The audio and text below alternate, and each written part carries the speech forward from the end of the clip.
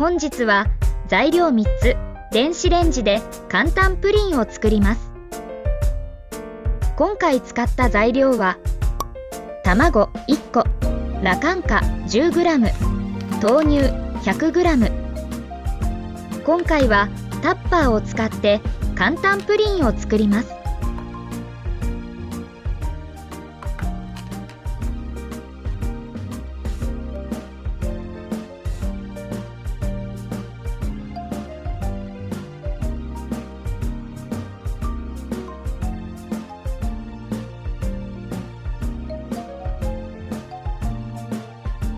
卵1個、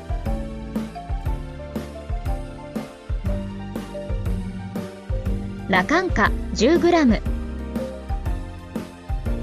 ダマにならないようによく混ぜます。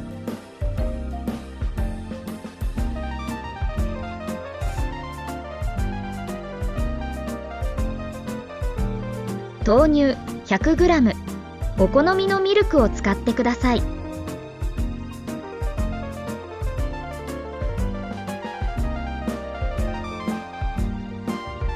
なるべく泡立てないように混ぜ合わせます。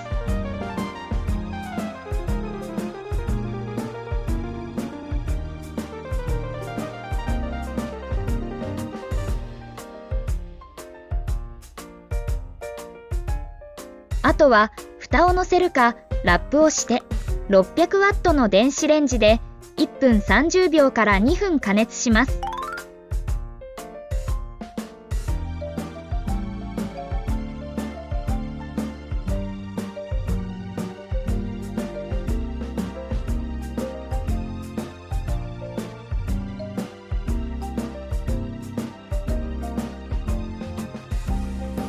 あとは蓋をして余熱で火を通します。